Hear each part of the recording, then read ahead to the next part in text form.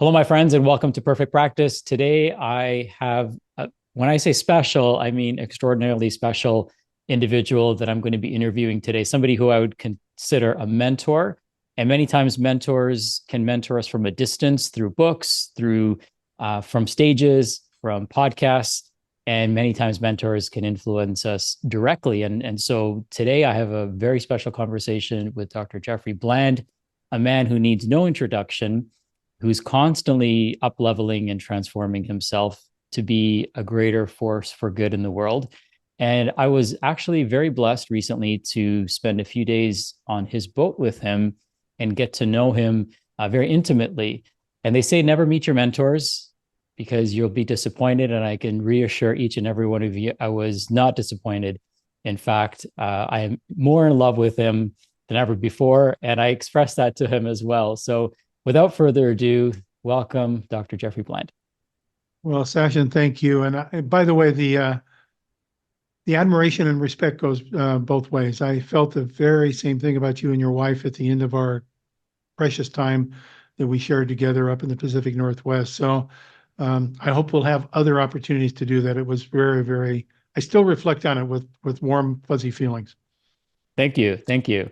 So there's so many things that you've been up to in your 50-year career. I think today I heard you say you're celebrating 50 years in this space. And so when we talk about longevity, I mean, you're a shining example of that in terms of your focus and determination to help make the world a better place. I'd love for you to share with us, what are you up to these days? Like, what really excites you when you wake up in the morning and pulls you out of bed? Yeah, thank you. And I am excited, and I feel very privileged at 78 years of age to still have the same level of excitement and opportunity to work with creative and remarkable people like yourselves in doing something that I hope is positive in terms of leading to order in a world that is somewhat chaotic, and filled with some degree of disorder. Um, and for me, the driving force, which I think I recognized now about 4 years ago, is that when I look back over my career, I was very proud, or I am very proud of three things that I think I was principally involved with other individuals in putting into the world as concepts and therapeutic tools, so to speak. And those are uh, gastrointestinal restoration, which we called the 4R program way back when in 1990. That has to do with, now we talk about dysbiosis and leaky gut and all those things. Um, Number two was metabolic detoxification, which was a concept that kind of had been floating around, but never really quantified and brought into a formality. And I think that we brought it up to a higher level of understanding as a clinical tool, this whole concept of metabolic detoxification and how various nutrients can play a role in that, the phase one, phase two, phase three, detox pathways, and so forth. And then number three was mitochondrial resuscitation. I'm very proud that I think we were the first groups to talk about mitochondria back in the late 80s, and everyone thought this was so esoteric and so way out there. And they wondered why I was talking about this little organelle in cells. But we developed this program. This was during the HIV/AIDS and then the chronic fatigue syndrome era in the 80s. We developed this concept of resuscitating mitochondria using nutrition, and that's grown up to be quite a powerful tool now. So I'm really very proud of having been involved with those three clinical kind of tools.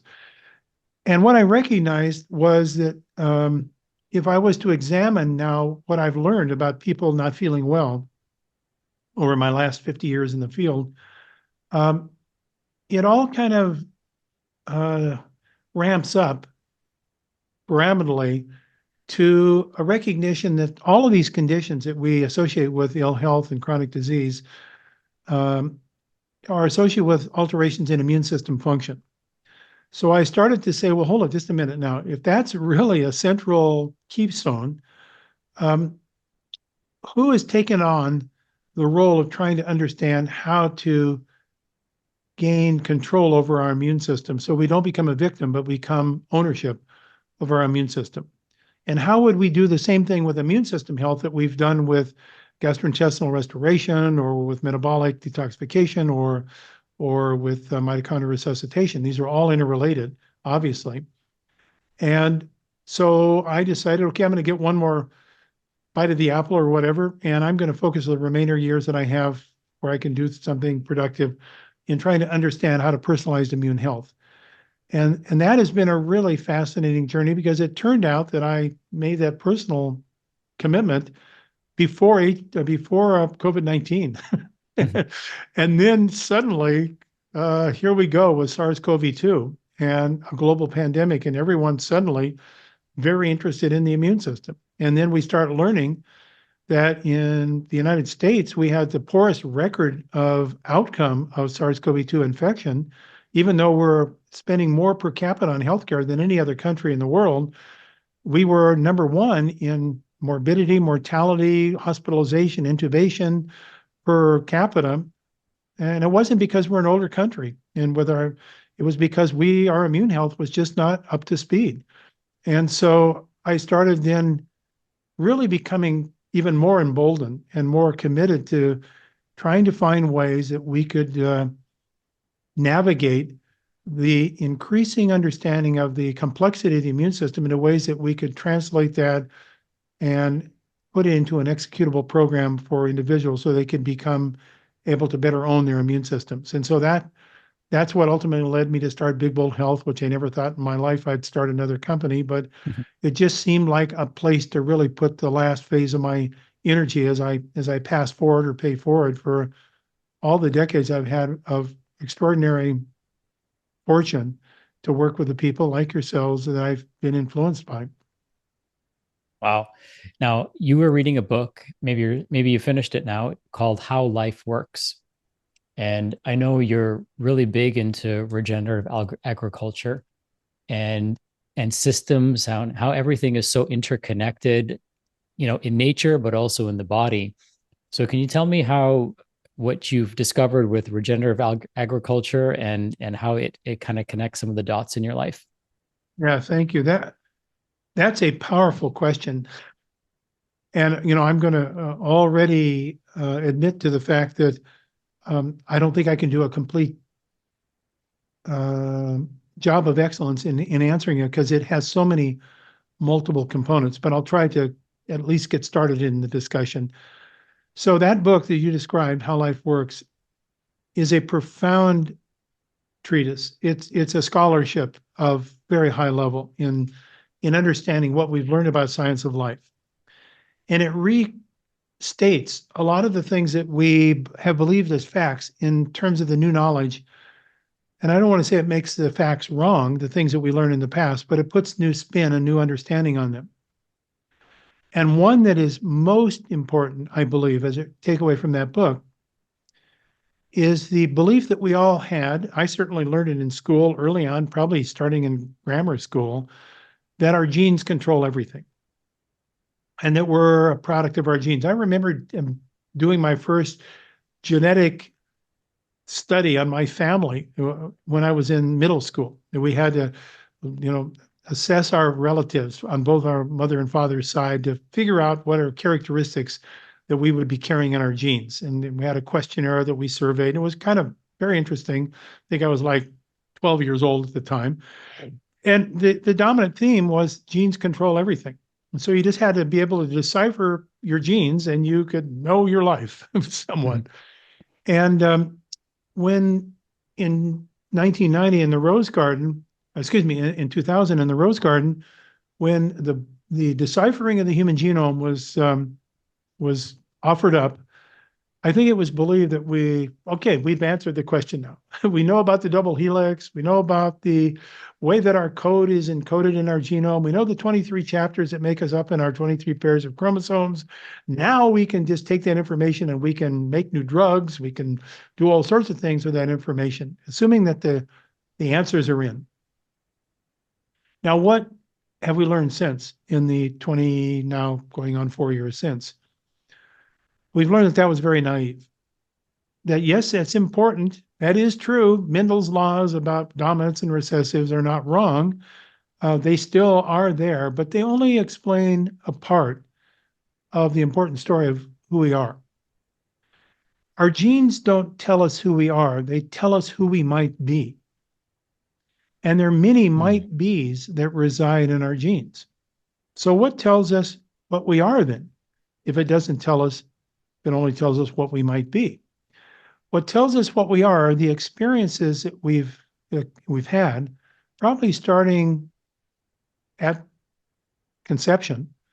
So, in utero experiences, post utero experiences, developmental experiences, adolescence, adulthood, all those experiences and all those interactions, all the what I call them signals that we've been exposed to in the world about us have then modulated or affected how this book of life is going to be expressed Mm. and how it affects how we look, act, and feel.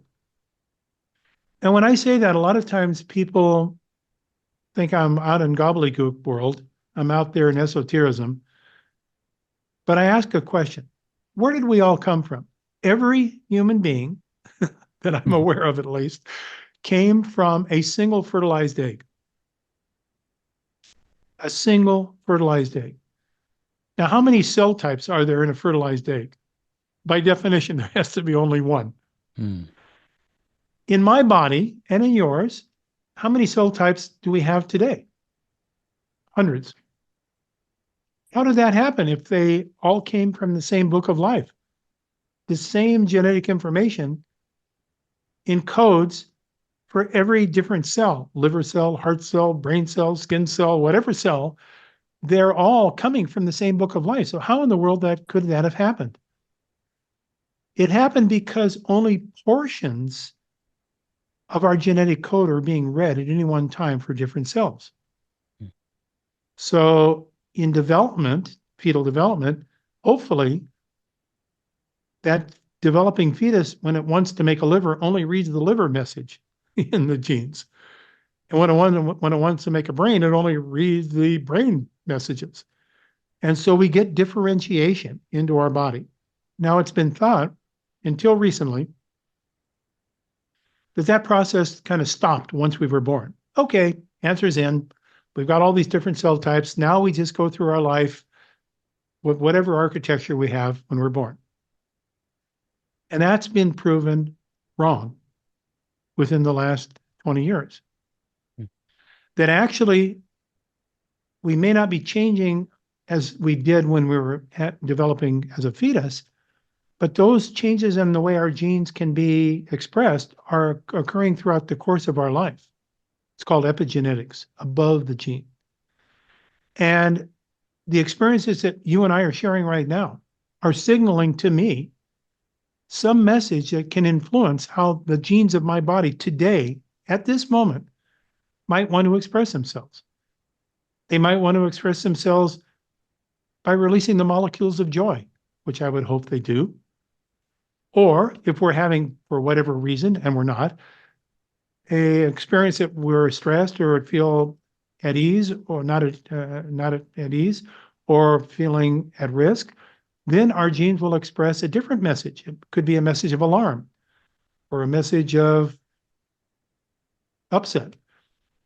And that concept that our book of life has this plasticity in the way it's expressed epigenetically, that we can remodulate, reform, rewire how our genes actually express us as who we are is an unbelievably powerful concept that only recently science has validated.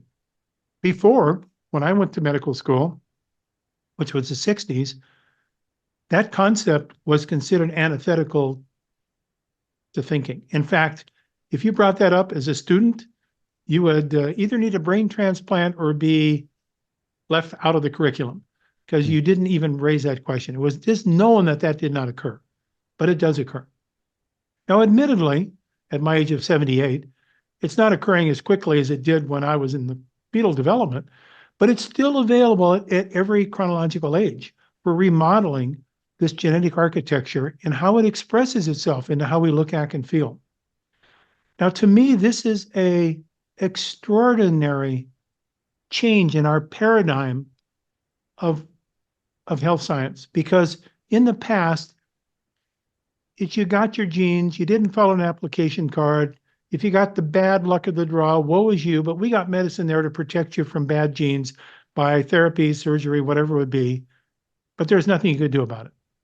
Now, no, now we have the room that we can actually do something and we can participate in our own process of recreation at every level, physically, metabolically, cognitively, emotionally. We can be a different person. Wow, that is a powerful concept. Now, does that concept have a good place in the disease care system? And I would say no. This is not really the disease care system's ownership. The disease care system is there and it does a good job for treating people that are broken. It doesn't do a really great job, and it's really not its focus in trying to find ways of how to maximize human potential out of our genes. That's not the disease care system's responsibility. That's not what reimbursement through diagnostic codes do. That has to be a different system. That's the system that you speak to. That's the system that you're a leader in. It's a healthcare system, not a disease care system. And it has a different set of tools, a different language, a different relationship, a different empowerment, and it requires a different strategic approach than going to an emergency room or to being diagnosed. It is a proactive prognostic approach, not a retroactive responsive diagnostic approach.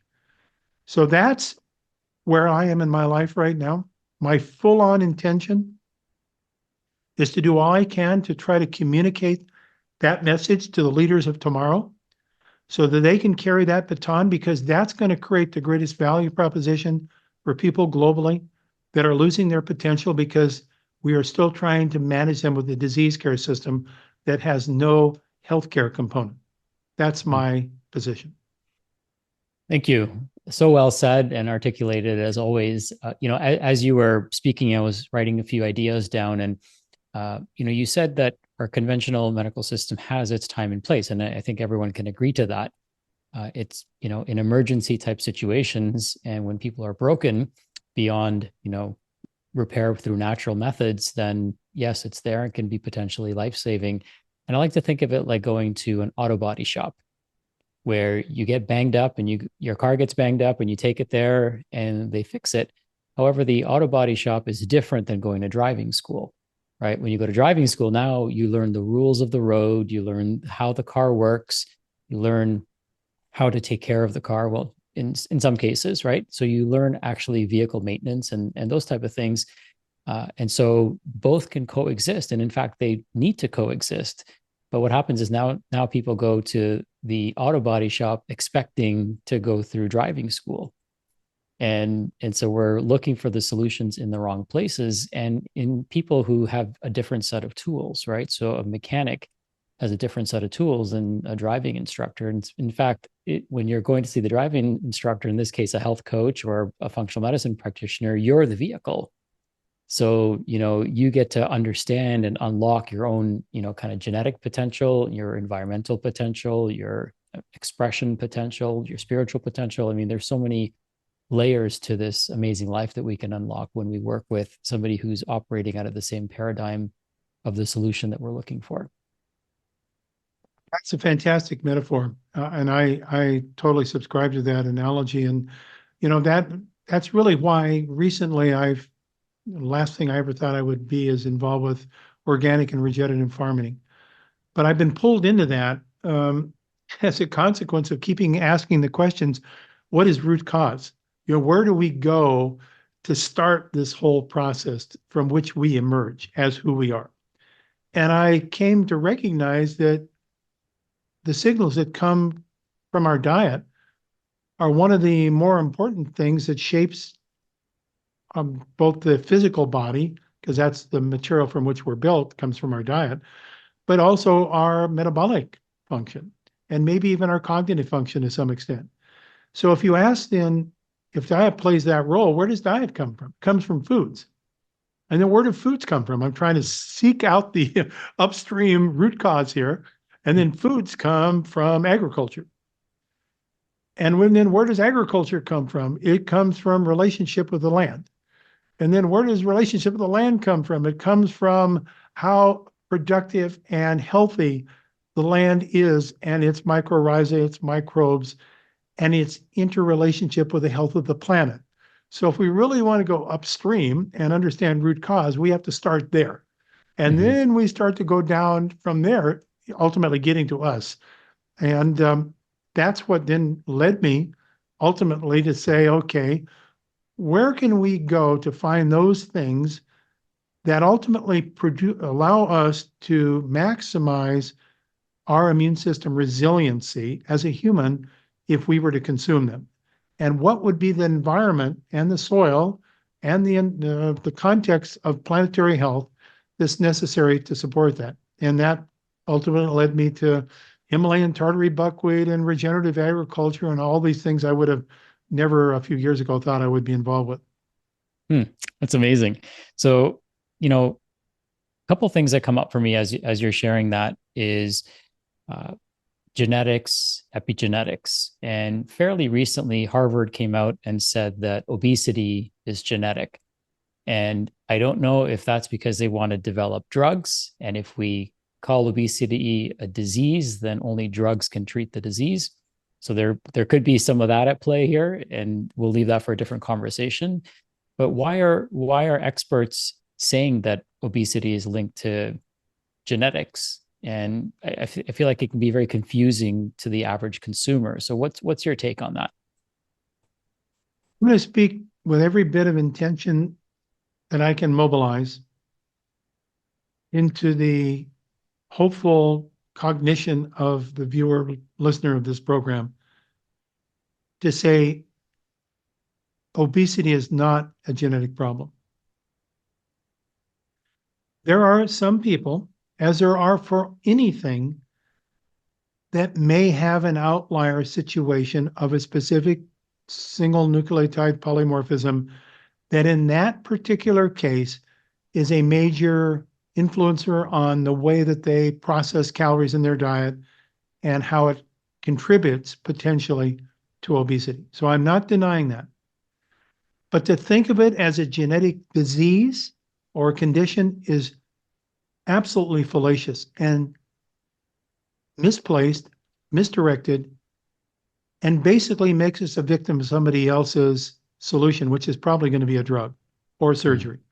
It's going to be bariatric surgery, sleeve gastroscopy, or a GLP-1 agonist drug because we can't get away from our genes. That'll be the way that people explain it. Right. And it's They've interesting.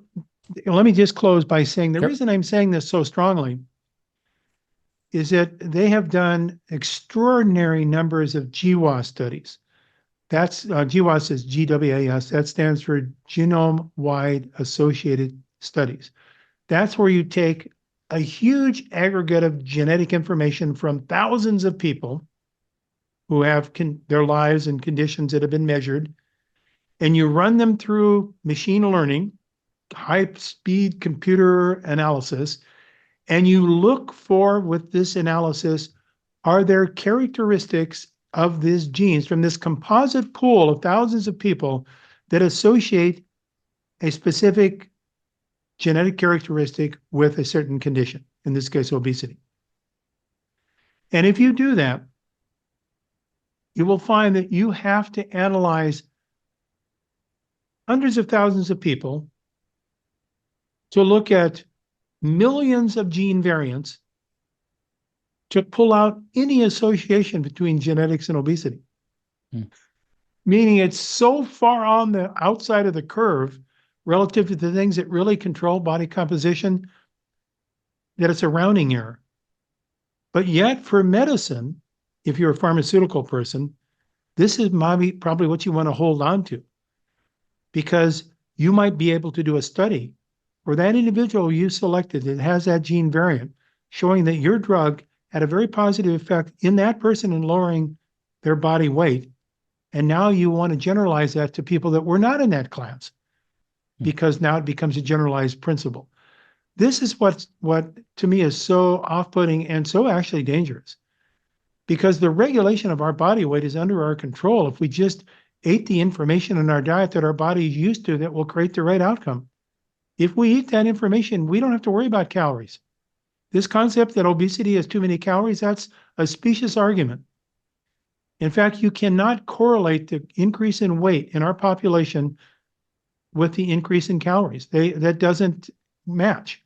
We gained a lot more weight than we ate increased calories because we ate the wrong information. That's where the problem lies, not in our genes, in our agribusiness regulation into processed foods and our eating habits. Yeah, and that makes total sense to me, right? We put junk information in, and it's important for people to realize that the food industry, and I can certainly vouch that I've been saying this for years, has reduced food down to calories because that's what they can scientifically and from a processing standpoint manipulate, right? We can process the fats out of something. We can add sugar to add more carbs, right? Or we can add starches, or we can, add more protein.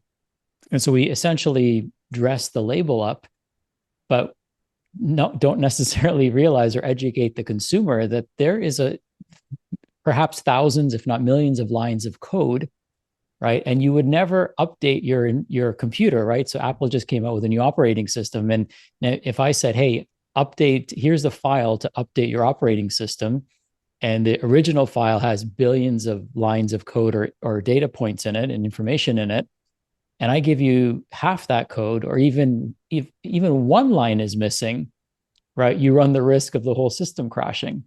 So, our bodies are so resilient, and that's what makes them so remarkable. And it's kind of the gift and the curse, because if we put the wrong information, AKA fuel, into our car, we're going to find out within the first kilometer, right? That something's not quite right.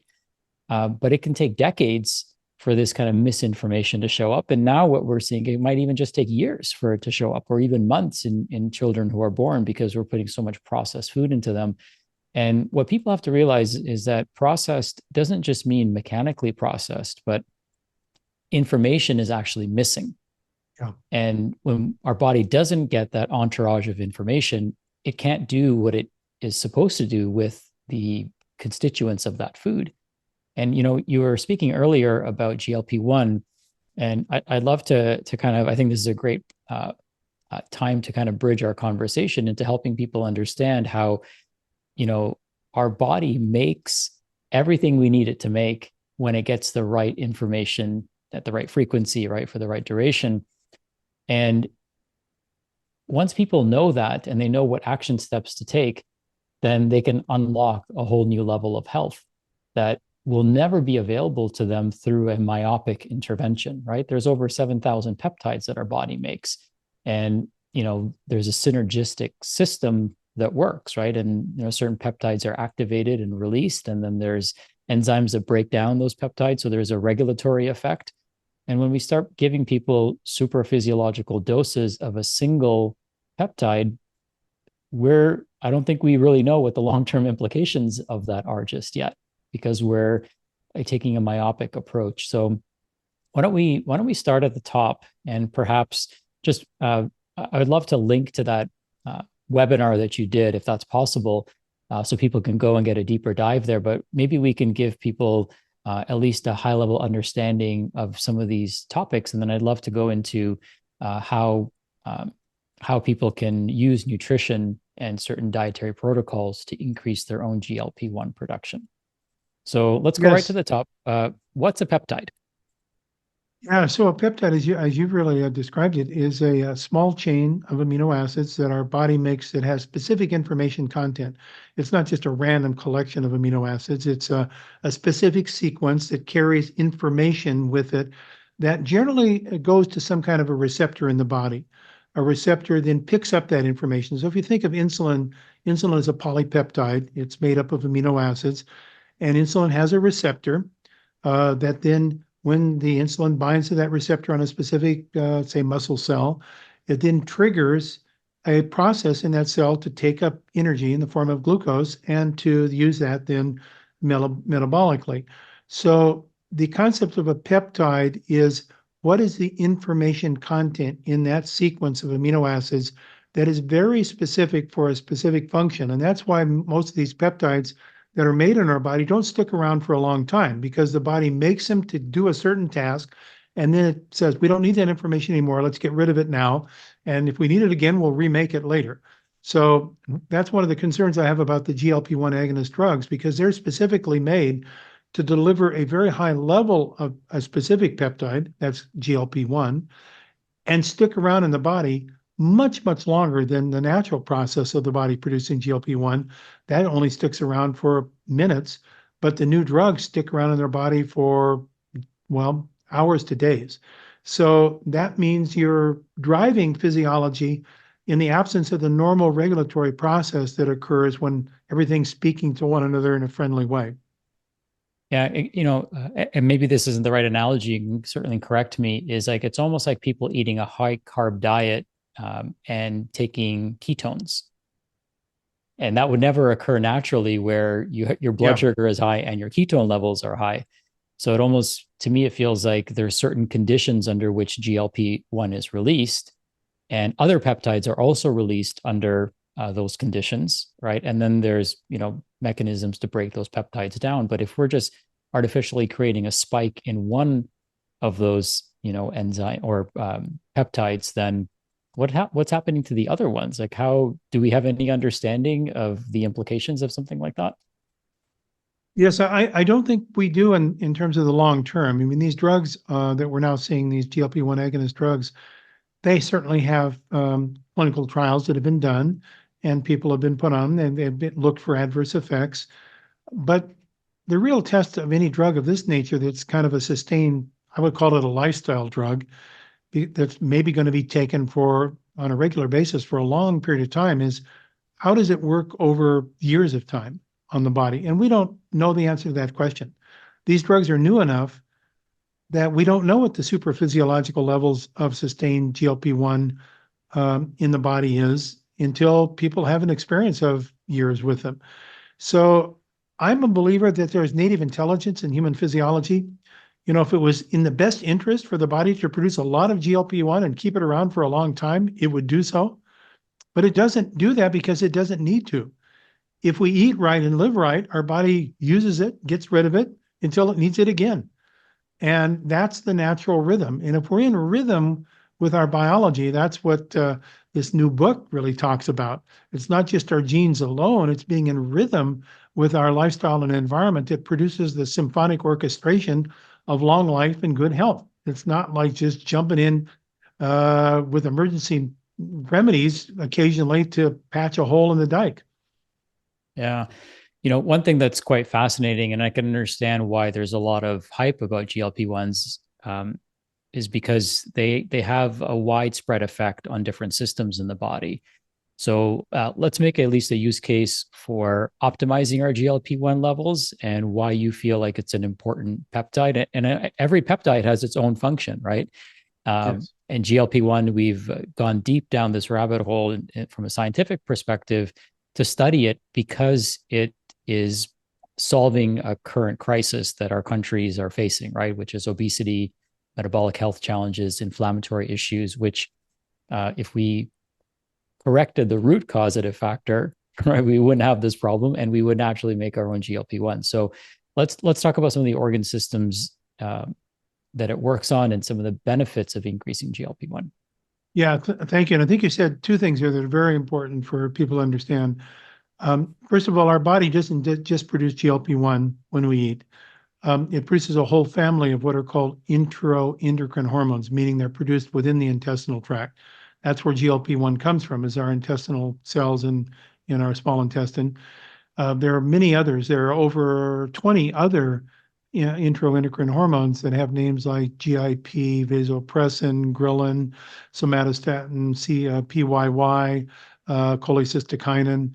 All of these then are regulatory substances that are produced after we eat that help to orchestrate the proper conversion of the substances in foods into metabolic energy that makes us able to do our work effectively. And so if you give only one of those substances at high dose for a long period of time, you're kind of overriding the system. This is not the way the system would normally work. So if we think about the nature of how these substances actually work, there are receptor sites on many, many different organs within our body for these hormones. So we have receptors for GLP-1 in the brain, in the heart, in the lungs, in the endocrine pancreas, in the muscles, in the adipocyte cells of our fat, meaning it's sending signals, it's sending messages to all these various tissues. And if it's done right, it helps to cause those tissues and those organs to feel at rest, to feel at home, to not be alarmed. That's why it lowers inflammation, improves insulin sensitivity. It causes cell repair. It improves immunity because all those cells get a message saying, hey, all is friendly here. We're in Mm. concert with our diet. We're in concert with living. If you now override that message by giving very, very, very high levels, you can get a therapeutic effect, no question. You can drive certain things pharmacologically. But then the question is, over time, how does that then result in imbalances elsewhere that would have normally been processed by this rhythm that has been built into our biology? And as I said, I don't think we don't yet know the answer to that question. Anybody that says we do is is facetious. We don't know the answer to the question. And my belief is that we did not have an obesity problem in this culture until we started eating diets that were extraordinarily devoid of the agents that are necessary to speak to our GLP-1 in a way that makes it friendly. Mm. Once we took those nutrients out of our food with processing, suddenly we got into an imbalance and now our body feels less safe and starts to have inflammation and glucose intolerance and all these things that we see as chronic health problems. So, what are some of those vitamins or key ingredients that you would describe that are missing? Well, I think that the one that's most important that has been recently discovered are called the polyphenols and or the flavonoids. Those are often the coloring agents found in food. So, my colleague and friend, Dr. Deanna Minnick, who's talked about eating the rainbow, she's right on target. This is a really great way of thinking about eating nutrients that speak to our genes in such a way as to regulate these processes that we're talking about, the GLP-1 processes. What's one of the things we've been studying with our Himalayan tartary buckwheat is how these flavonoids that are found in that product, which are the highest of any food we know, actually signal through these introendocrine hormones to normalize blood sugar, to normalize weight, to improve immunity, to lower inflammation. And those mechanisms are starting to be understood much more completely as a consequence of these going back to the future, actually, and discovering why these diets were so useful in blue zones and people living long and not having illnesses. It's interesting because a lot of people, when they do quote unquote calorie restriction, right, they're just potentially eating less of what they were eating instead of adding in foods that would kind of elicit the response of releasing GLP-1. So if somebody's trying to lose weight and they've, let's say, quote unquote, tried calorie restriction, that may work temporarily just from the law of thermodynamics, but in the long run, it's actually not signaling the body to kind of create this symphony of peptides to support good health and blood sugar regulation and inflammation. So it seems like adding would make more sense than taking away, and not just adding, certain types of foods, and we'll certainly talk about that, but adding in, unprocessed foods. So the right foods in their unprocessed natural state, which contain all the information, all the code, so to speak to the body. Wow. I should be interviewing you because that was really beautifully stated. And I think you're right on target. I think that is the secret sauce. Um, Historically, we built into our relationship with food certain communication pathways. And if you break those communication pathways, then the body doesn't actually know exactly how to function. And the information pathways are in part related to the food that's, as you know, food is more than just nutrients. It is information. It speaks to our genes. And so this construct that you're talking about is extraordinarily important. And if you look at historical diets that talk to longevity and talk to lowered incidence of chronic illness, they're all diets that are rich in these information molecules, like these flavonoids and polyphenols that signal the right messages to our genes to create the right outcome. And I think you're exactly right that if you have a GLP-1 agonist drug, which lowers your appetite, you're going to get lower calories, but you're also going to get lower nutrients. And if you were already on a low nutrient diet, you've only made it more low nutrient. And now you're in a marginal nutritional insufficiencies. Now you've created a new host of problems. And I Mm-hmm. think we're going to see that happening over the course of the next years to come with the use of these GLP-1 agonist drugs. People will force themselves more into nutritional insufficiencies. So it really argues for what you're talking about. Let's eat more nutrient dense foods, foods that are colorful, that naturally, fruits and vegetables, whole products that contain adequate levels of these good messages that stimulate GLP-1 and the other hormones that regulate blood sugar, regulate inflammation, regulate immune system function. That's the secret sauce that we're really, I think, learning from this research. Hmm. If only people could think of eating like downloading information, right? Like the software, and then they would look at it through a slightly different lens as opposed to just pleasing their senses, right? I mean, most people eat for that mouth feel and the flavor that they have, which doesn't last very long. And if we could just look at it just through a slightly different lens, I think it could create the shift for the right people. You mentioned something that I thought was really fascinating, and I didn't know this. But then once you shared it, it was like a remembering for me, as opposed to learning something that intuitively I felt like I know, and I think people will feel the same way. So you talked about the different flavors of our food, and we have different, taste receptors on our tongue, but we also have taste receptors in our digestive tract and different organs in our body. So not only does our tongue taste the food, which makes me wonder what happens when we eat artificial flavors, right? We trick the tongue, but then we can't trick the body. Um, and that was quite fascinating. So we've kind of shifted away from, certain categories of flavors, and we've gone more to sugary foods and salty foods, savory foods, as an example. So what part of the tongue and what taste buds are we not stimulating anymore that can have a impact on our overall GLP-1 production? Yeah, I think you're right on target. So you think about sweet as a desirable taste. So what is a synthetic sweetener? A synthetic sweetener stimulates these TAS1 receptors. That's the sweet receptors. And therefore, if it's a mimicking molecule, it has an effect upon that is like sweet, but chemically modified. And so we can't now we start recognizing that sugar substitutes, artificial sweeteners, so to speak, are not really all as safe as we thought because they are signaling through some of these pathways, but they're kind of convoluted in the way they're signaling. The taste that has been associated with improved GLP-1 happens to be the bitter taste receptors, the TAS2 receptors. And that's found in these vegetable products that are colored. It's rich in the Mediterranean diet. It's rich in virgin olive oil. It has kind of a bitter taste with the oleuroperin. All of those then stimulate the GLP-1 receptor agonists naturally. And as we've cut bitter entirely out of our diet, except for coffee or cocoa, by the way, cacao is a GLP-1 stimulant.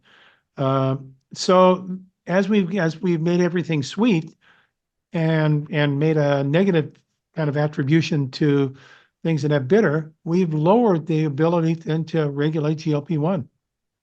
Mm. Like bitter gourd, right, is a common fruit. If I think it's a fruit that is used traditionally in India. People will juice bitter melon, and they will drink the juice to help them with diabetes. And I, until you said bitter stimulates GLP-1, I didn't really fully understand the mechanism of it. But now it makes total sense. And as we've removed bitters from our diet and we've processed those flavors out of our foods, bitters also, from my understanding, impact liver health and other organ systems in the body aside from just increasing GLP-1. You also mentioned how our ovaries have bitter receptors on them. Can you talk about that a little bit? No, well, not Yeah, our ovaries. We don't have ovaries, but women's ovaries.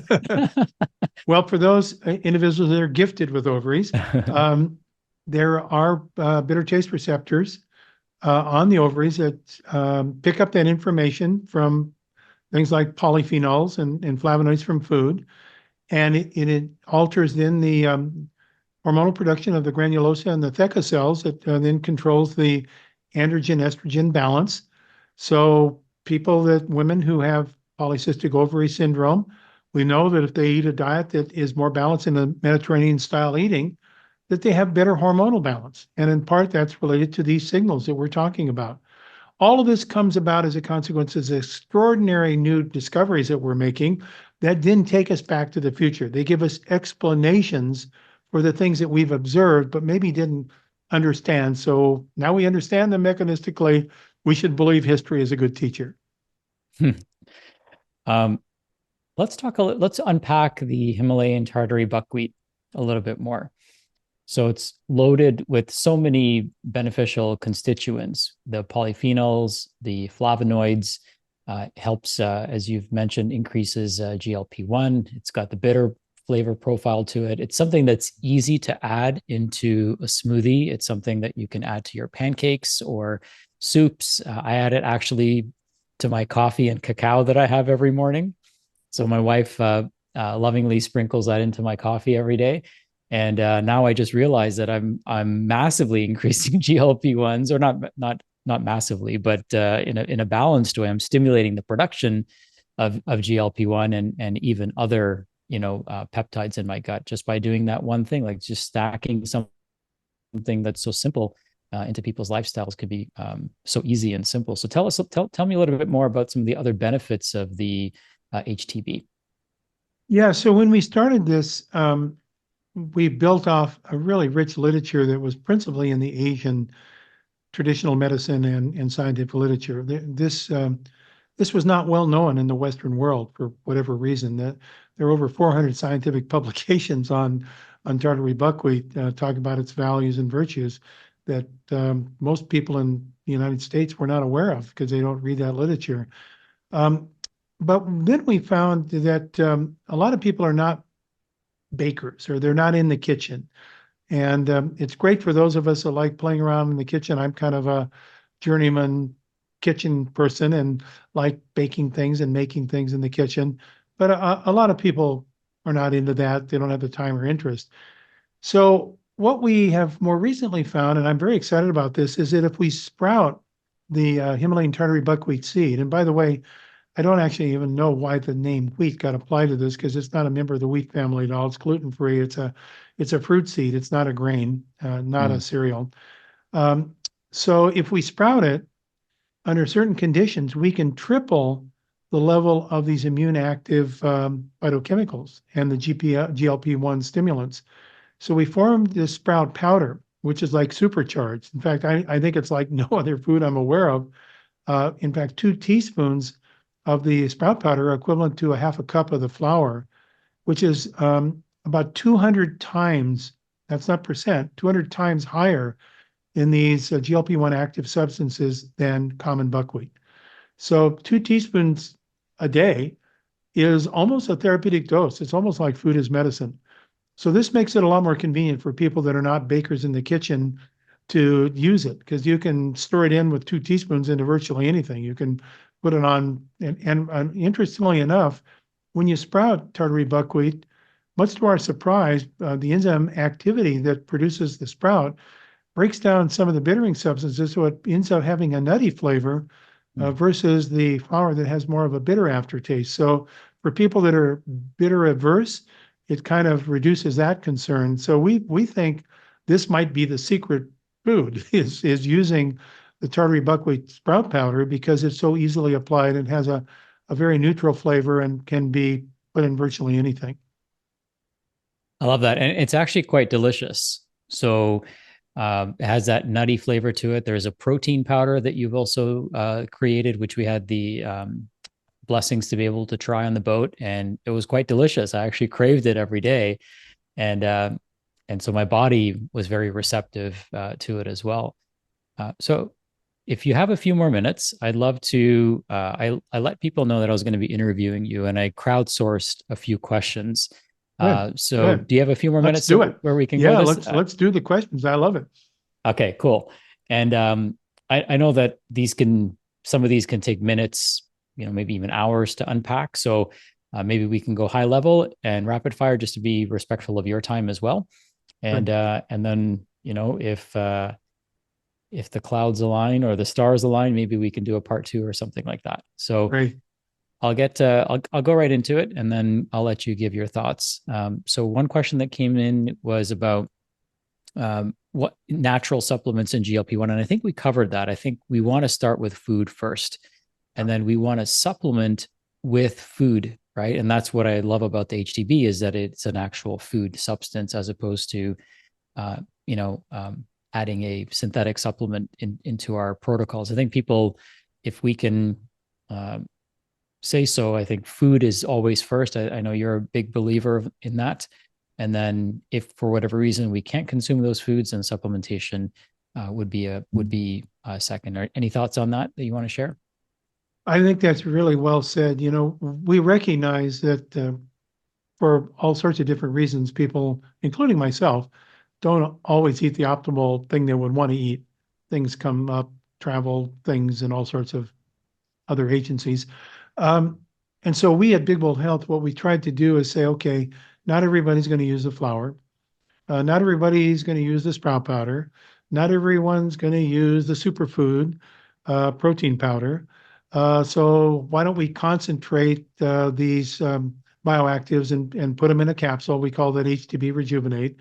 We try to provide multiple routes of entree so that a person can take advantage of nature's messages, but optimally including these as dietary constituents to me is the best of all where to start.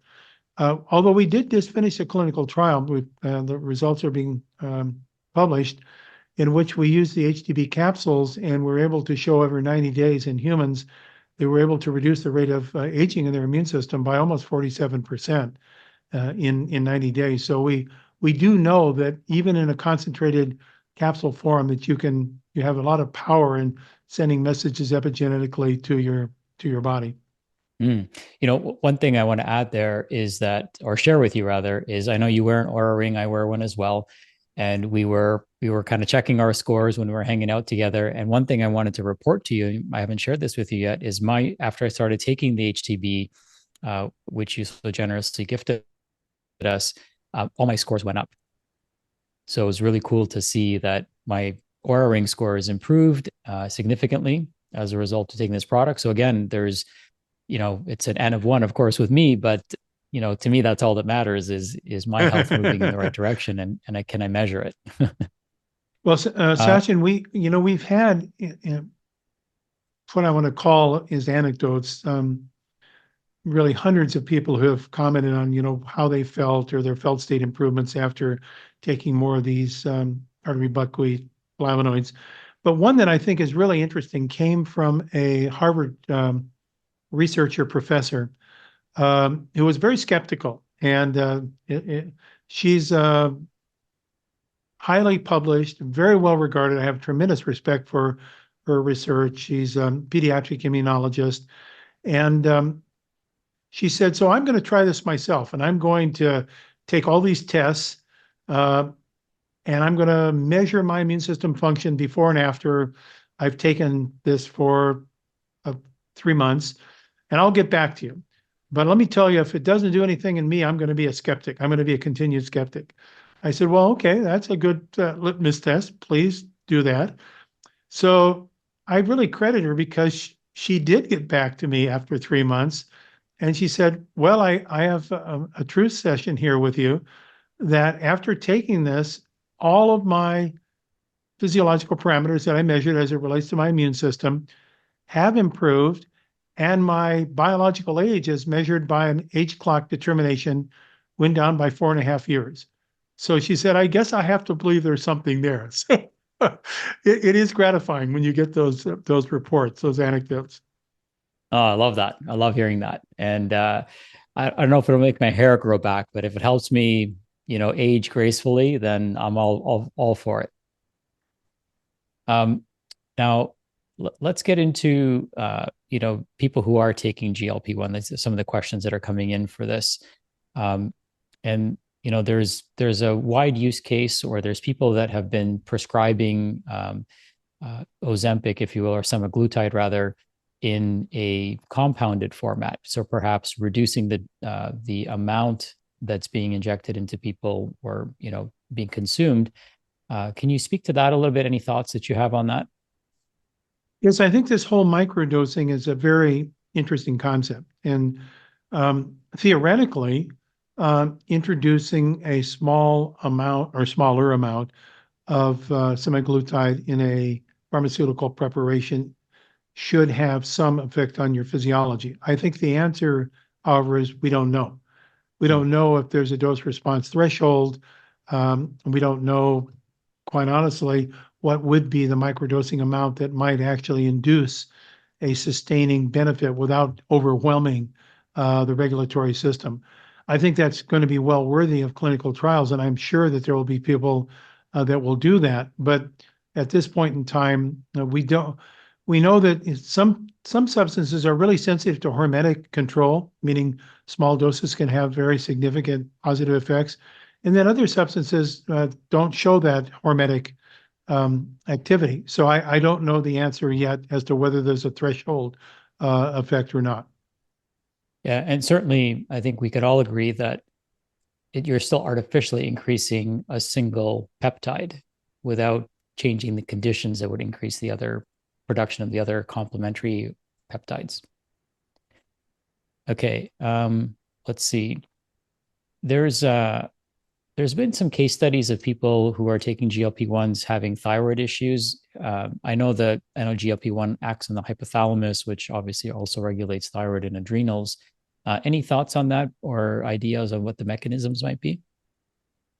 Well, there is some evidence, once again, and I want to emphasize in a small number of people, so this is not a major problem, of endocrine kind of issues, thyroid, endocrine pancreas, even liver, um, and obviously some intestinal issues as well that are associated with the continued use of the GLP-1 agonist semaglutide. So it's not outside clinical observation, but again, it's small in percentage, but it does exist in the clinical reporting. And now I think we're getting more and more people, and it's suspected that we could have as many as 30 million people taking these medications in the United States over the next 10 years. We're going to get a lot of data and we're going to Hmm. learn a lot of things, I think, some of which we probably will not like to learn. Hmm.